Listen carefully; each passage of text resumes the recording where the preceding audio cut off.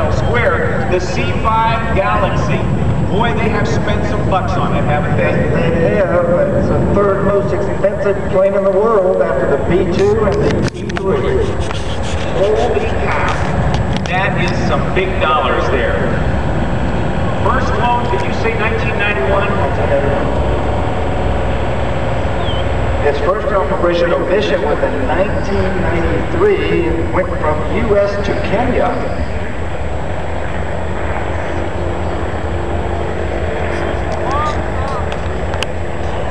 It's got about a 96% mission-capable readiness. It's got a cavernous interior.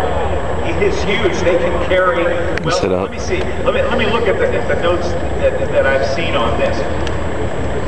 If you use stowable seats, you can carry 102 troops. Depending, now I heard two different numbers, either 36 or 48 hospital patient litters, and up to 109,770 pounds of cargo, including the F-11 Abrams main battle tank. And there she goes from right to left.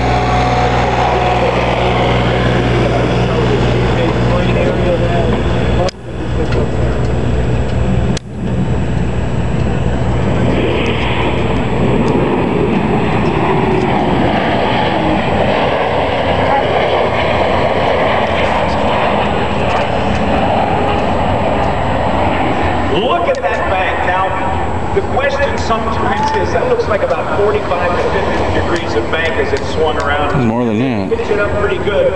The question is it a fighter or is it a freighter? Now, in the Boeing 777, Larry, you've got a big old yoke. You've got a control wheel. Yeah, it's got a yoke just like traditional airplanes out here. But the C-17's got a stick. Comes up through the floor, huh? It's also got a heads-up display, so that's different than what we have. And all the automation, as Larry told you earlier, just a crew of 3 necessary to fully operate it, including working its load with its loadmaster when it's going to unload cargo. It's so low to the ground that it has a very, very easy load-on capability.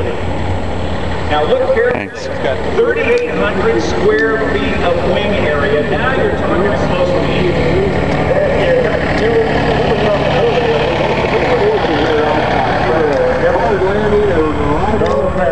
What the capability of the 777 is, because we certainly can't do it, but next time I get an assemblator, I'll try that out. Yeah, you'll be coming over about 140 knots, I believe. Very, very slow. And then we'll hear it, they'll come on the power, they'll head it out around, and then they'll show how maneuverable it is. But just think about this long line of Douglas aircraft, because when it was built, it was still McDonnell Douglas. That C-54 back in 1942, they built over 1,000 C-54s. The Globemaster I first flew in 1945, the C-74 orders. Then there was the C-120.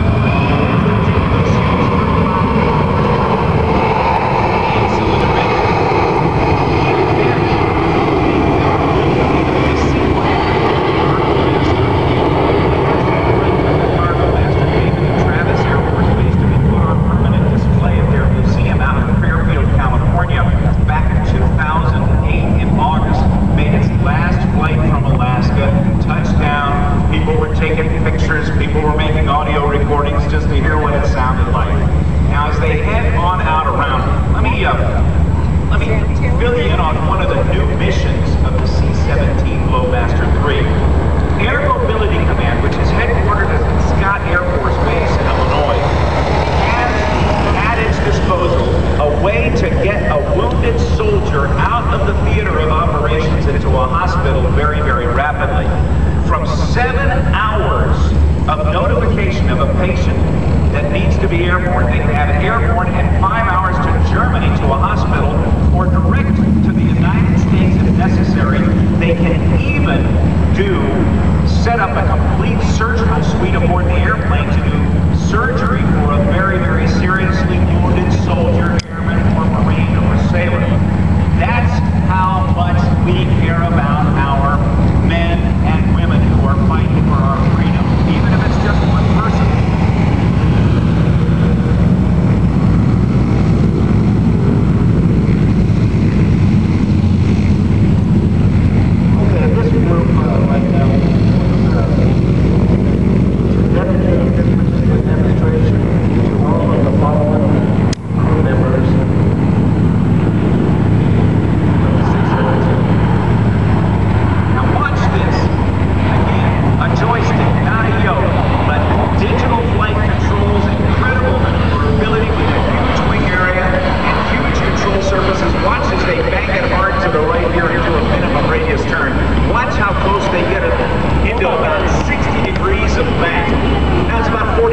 right there, and you can see those winglets.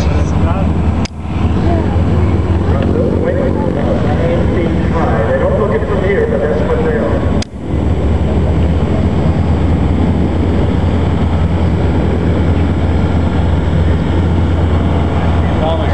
I don't think the moose turns that fast. 170 feet, and that's compared to the 777, 200 feet.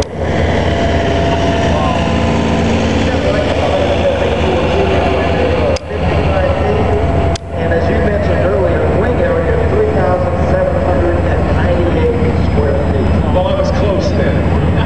Look at that, ladies and gentlemen. Why don't you give the guys from Altus Air Force Base a big round of applause as they look at that coming out of the back. That's pretty maneuverable. That's got to be, that looks like it's probably for you to fly with. There would be a lot of fun to fly. Like I mentioned earlier, I've never been able to do that in the airplane that I fly, but next time I go to the simulator, I And you know, that's one of the very important things for you as an airline pilot on a recurring basis. You say you go to the sim. I'm sure you go pretty regularly, don't you? we go every 9 months. Every 9 months. Plus you're flying all the time, so your currency is always very good. Here's the Ericsson Sky Crane. A little earlier this week, as the folks from Ford, as one of our major sponsors here at AirVenture were around, they delivered the brand new Ford Explorer.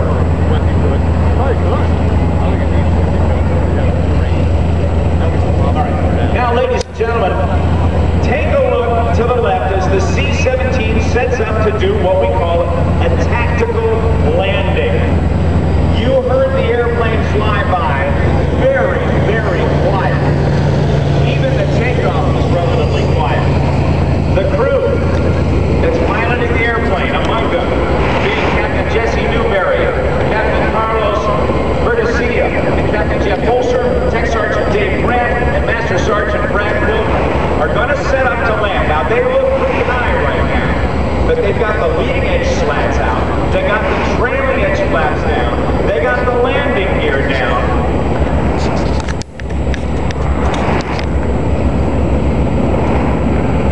Watch them as they descend. And I also want you to watch very carefully to the engine nacelles as they go into thrust reverse here in just a little bit, because they will slow this thing down big time. Look at this. This airplane right now is flying at a weight of over 300,000 pounds. Watch them as they touch down. Watch for it go into thrust reverse.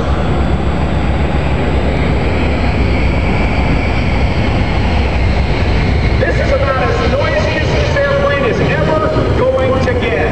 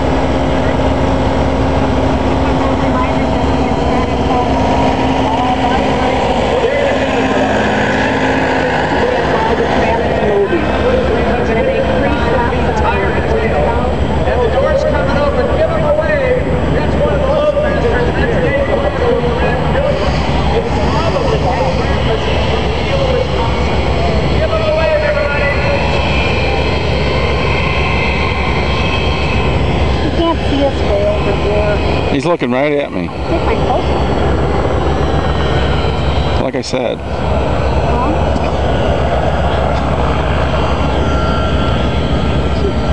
I know. They're going to turn it around. Now people see how you are. They can turn it around.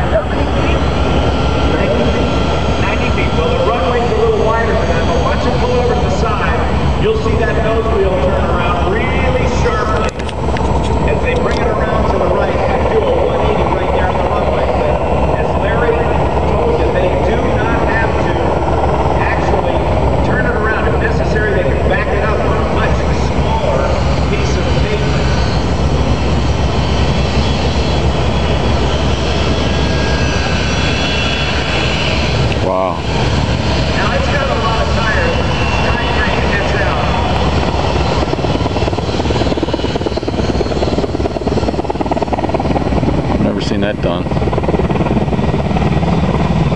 They just spun that thing around. This thing, I believe it's got 14 tires.